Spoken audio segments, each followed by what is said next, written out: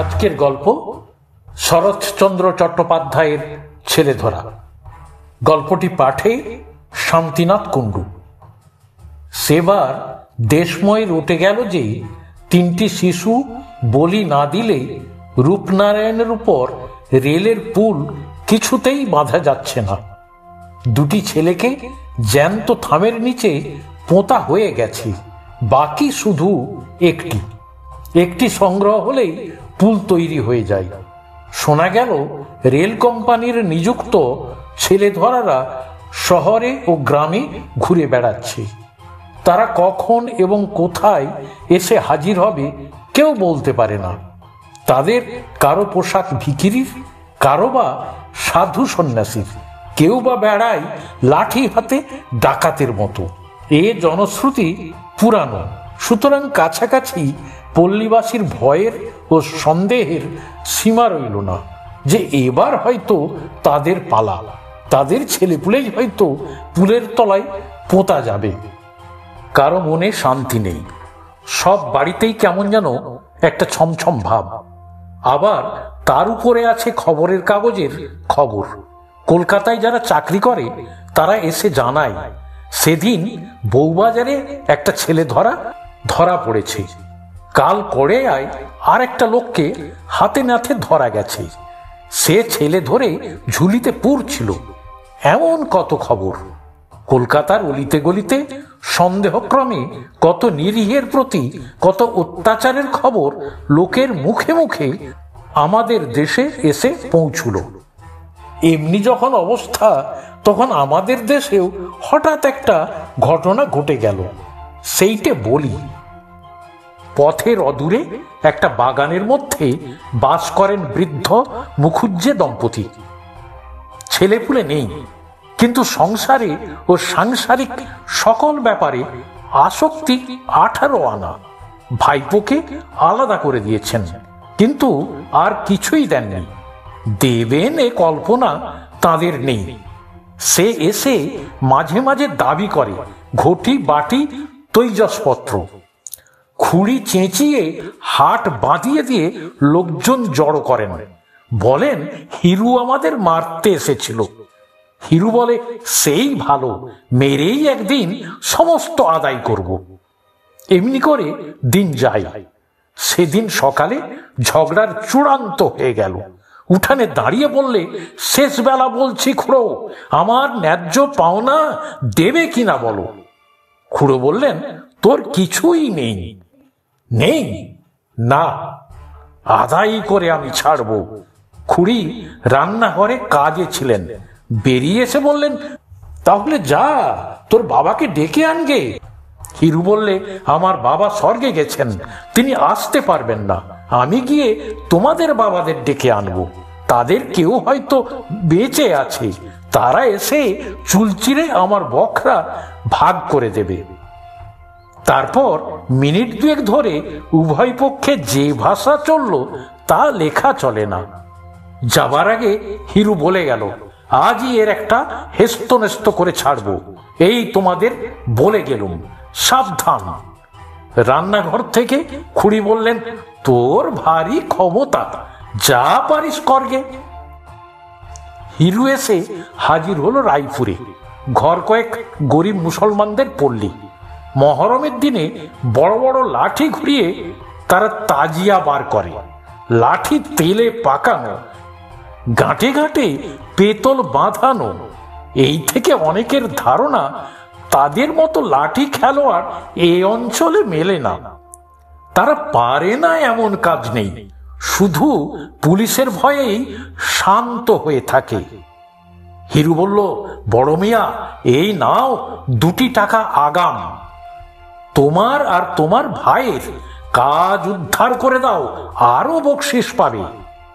টাকা দুটি হাতে নিয়ে লতিফ মিয়া হেসে বলল, কি কাজ বাবু? হিরু বললে, এদেশে কে না জানে তোমাদের 2 ভাইয়ের কথা। লাঠির জোরে বিশ্বাসদের কত জমিদারি হাসিল করে দিয়েছ, তোমরা মনে করলে পারো নাকি? বড় মিয়া চোখ টিপে বললে, চুপ চুপ বাবু, থানার দারোগা শুনতে পেলে আর রক্ষে থাকবে না। বীরনগর গ্রামখানায় যে দু ভাইয়ে দখল করে দিয়েছি এ যে তারা জানে। কেউ চিনতে পারেনি বলেই তো সে যাত্রা বেঁচে গেছি। হিরু আশ্চর্য হয়ে বললে, কেউ চিনতে পারেনি? লতিফ বললে, পারবে কি করে? মাথায় ইয়া পাগ বাঁধা, গালে গালপাট্টা, কপালে কপাল জোড়া সিঁদুরের ফোঁটা, হাতে 6 হাতি লাঠি। লোকে ভাবলে হিঁদুর জমপুরি থেকে জমদূত এসে হাজির হলো। চিনবে কি? কোথায় পালালো তার ঠিকানা রইল না। হিরু তার হাতখানা ধরে ফেলে বললে, বড় মিয়া, এই কাজটি আর একবার তোমাকে করতে হবে দাদা। আমার খুড়ো তবু যা হোক 2 ভাগের ভাগ দিতে চাই, কিন্তু খুড়ি বেটি এমনি শয়তান যে একটা চুমকি ঘটিতে পর্যন্ত হাত দিতে দেয় না। ওই পাগড়ি, গালপাট্টা আর সিঁদুর মেখে লাঠি হাতে একবার গিয়ে উঠানে দাঁড়াবে, তোমাদের ডাকাতে হুমকি একবার ঝাড়বে, তারপর দেখে নেব কিসে কি হয়। আমার যা কিছু পাওনা ফেড়ে বের করে আনবো ঠিক সন্ধ্যার আগে, ব্যাস। লতিফ মিয়া রাজি হলো। লতিফ মামুদ 2 ভাই সাজ পোশাক পরে আজই গিয়ে খুড়োর বাড়িতে হানা দেবে ঠিক হয়ে গেল। পিছনে থাকবে হিরু। একাদশী সারাদিনের পর দাওয়াই ঠাঁই করে দিয়েছেন জগদম্বা। মুখুজ্জে মশাই বসেছেন জলযোগে, সামান্য ফলমূল ও দুধ। বেত ধাত, একাদশীতে অন্নাহার সহ্য হয় না। পাথরের বাটিতে ডাবের জলটুকু মুখে তুলেছেন। এমন সময় দরজা ঠেলে ঢুকলো 2 ভাই, লতিফ আর মামুদ। মুখুজ্জের হাত থেকে পাথরের বাটি দুম করে পড়ে গেল। জগদম্বা চিৎকার করে উঠলেন, ওগো পাড়ার লোক, কে কোথায় আছো? এসো গো, ছেলে ধরা ঢুকেছে। সুমুখের ছোট মাঠটায় ঘর কেটে ছোট ছোট ছেলের দল রোজ ফিঙে খেলে, আজও খেলছিল। তারাও চেঁচাতে চেঁচাতে যে যেখানে পারলে ছুট দিলে, ওগো ছেলে ধরা এসেছে, অনেক ছেলে ধরে নিয়ে যাচ্ছে। হিরু সঙ্গে এসেছিল বাড়ি চিনিয়ে দিতে, দোরের আড়ালে লুকিয়েছিল। সে চাপা গলায় বললে, আর দেখো কি মিয়া, পালাও, পাড়ার লোক ধরে ফেললে আর রক্ষে নেই, বলেই নিজে মারলে ছুট। লতিফ মিয়া শহরের আর কিছু না শুনে থাক, ছেলে ধরার জনশ্রুতি তাদের কানে এসেও পৌঁছেছে।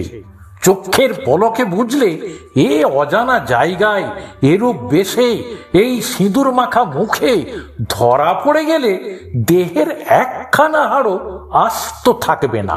সুতরাং তারাও মারল ছুট। কিন্তু ছুটলে হবে কি? পথ অচেনা, আলো এসেছে কমে। চতুর্দিক থেকে কেবল বহু কণ্ঠের সমবেত চিৎকার, ধরে ফেল, ধরে ফেল, মেরে ফেল বেটাদের। ছোট ভাই মামুদ কোথায় পালালো ঠিকানা নেই, কিন্তু বড় ভাই লতিফকে সবাই ঘিরে ফেললে। সে প্রাণের দায়ে কাঁটা বন ভেঙে লাফিয়ে পড়ল একটা ডোবায়। তারপর সবাই পাড়ে দাঁড়িয়ে ছুঁড়তে লাগলো ঢিল। যেই মাথা তোলে অমনি মাথায় পড়ে ঢিল, আবার সে মারে ডুব, আবার উঠে আবার মাথায় পড়ে ঢিল। লতিফ মিয়া জল খেয়ে আর ইট খেয়ে আধমরা হয়ে পড়ল। সে যতই হাত জোড় করে বলতে চায় সে ছেলে ধরা নয়, ছেলে ধরতে আসেনি, ততই লোকের রাগ আর সন্দেহ বেড়ে যায়। তারা বলে, নইলে ওর গালপাট্টা কেন, ওর পাগড়ি কিসের জন্য, ওর মুখময় এত সিঁদুর এলো কোথা থেকে? পাগড়ি তার খুলে গেছে, গালপাট্টা একধারে ঝুলছে, কপালের সিঁদুর জলে ধুয়ে মুখময় লেগেছে। এসব কথা সে পাড়ের লোকেদের বলেই বা কখন, আর শোনেই বা কে? ততক্ষণে কতকগুলি উৎসাহী লোক জলে নেমে লতিফকে টেনে হিজড়ে তুলেছে। সে কাঁদতে কাঁদতে কেবলই জানাচ্ছে সে লতিফ মিয়া, তার ভাই মাহমুদ মিয়া, তারা ছেলে ধরা নয়। এমন সময় আমি যাচ্ছিলাম সেই পথে, হাঙ্গামা শুনে নেমে এলুম পুকুর ধারে। আমাকে দেখে উত্তেজিত জনতা আরেকবার উত্তেজিত হয়ে উঠল। সবাই সমস্বরে বলতে লাগলো তারা একটা ছেলে ধরা ধরেছে। লোকটার অবস্থা দেখে চোখে জল এলো, তার মুখ দিয়ে কথা বেরোবার শক্তি নেই, গালপাট্টায় পাগড়িতে সিঁদুর রক্তে মাখামাখি, শুধু হাত জোড় করছে আর কাঁদছে। জিজ্ঞেস করলুম ও কার ছেলে চুরি করেছে, কে নালিশ করছে? তারা বললে তা কে জানে, ছেলে কই তাই বা কে জানে, তবে এমন করে মারছো কেন? কে একজন বুদ্ধিমান বললে ছেলে বোধহয় ও পাকে পুঁতে রেখেছে, রাত্রিরে তুলে নিয়ে যাবে, বলি দিয়ে পুলের তলায় পুঁতবে। বললুম মরা ছেলে কখনো বলি দেওয়া যায়? তারা বললে মরা হবে কেন, জ্যান্ত ছেলে। পাকে পুঁতে রাখলে ছেলে জ্যান্ত থাকে কখনো? যুক্তিটা তখন অনেকের কাছেই সমীচীন বোধ হলো। এতক্ষণ উত্তেজনার মুখে সে কথা কেউ ভাবারই সময় পায়নি। বললাম ছাড়ো ওকে। লোকটাকে জিজ্ঞাসা করলাম, মিয়া ব্যাপারটা সত্যি কি বলতো? এখন অভয় পেয়ে লোকটা কাঁদতে কাঁদতে সমস্ত ঘটনা বিবৃত করলে। মুখুজ্জে দম্পতির উপর কারো সহানুভূতি ছিল না, শুনে অনেকের করুণাও হলো। বললুম লতিফ বাড়ি যাও, আর কখনো এসব কাজে এসো না। সে নাক মরলে আর কান মরলে, খোদার কিরে নিয়ে বললে বাবু মশাই আর এসব কাজ কখনো না। কিন্তু আমার ভাই গেল কোথায়? বললুম ভাইয়ের ভাবনা বাড়ি গিয়ে ভেবো লতিফ, এখন নিজের প্রাণটা যে বাঁচলো এই ঢের। লতিফ খোঁড়াতে খোঁড়াতে কোনো মতে বাড়ি চলে গেল। অনেক রাত্রে আর একটা প্রচন্ড কোলাহল উঠল ঘোষালদের পাড়ায়। তাদের ঝি গোয়ালে ঢুকেছিল গরুকে জাপ দিতে। খড়ের ঝুড়ি টানতে টানতে দেখে টানা যায় না। হঠাৎ তার মধ্যে থেকে একটা ভীষণ মূর্তি লোক বেরিয়ে এলো, ঝির পা দুটো জড়িয়ে ধরলে। ঝি যতই চেঁচাই বেরো গো, কে কোথায় আছো, ভূত আমাকে খেয়ে ফেললে, ভূত ততই তার মুখ চেপে ধরে বলে মাগো আমাকে বাঁচাও, আমি ভূত পেরেত নই, আমি মানুষ। চিৎকারে বাড়ির কর্তা আলো নিয়ে লোকজন নিয়ে এসে উপস্থিত। আগের ঘটনা গাঁয়ের সবাই শুনেছে, সুতরাং ছোট ভাইয়ের ভাগ্যে তার বড় ভাইয়ের দুর্গতি আর ঘটল না। সবাই সহজে বিশ্বাস করলে এ সেই মাহমুদ মিয়া, ভূত নয়। ঘোষাল তাকে ছেড়ে দিলে, শুধু তার সেই পাকা লাঠিটি কেড়ে নিয়ে বললে ছোট মিয়া সমস্ত জীবন মনে থাকবে বলে এটাকে রেখে দিলাম। মুখের ওই সব রং টং ধুয়ে ফেলে এখন আস্তে আস্তে ঘরে যাও। কৃতজ্ঞ মাহমুদ 100 সেলাম জানিয়ে ধীরে ধীরে সরে পড়ল। ঘটনাটি ছেলে ভুলোনো গল্প নয়, সত্যিই আমাদের ওখানে ঘটেছিল। এখানেই শেষ হলো। আপনাদের কেমন লেগেছে জানাতে ভুলবেন না। ভালো লাগলে লাইক করবেন। ধন্যবাদ।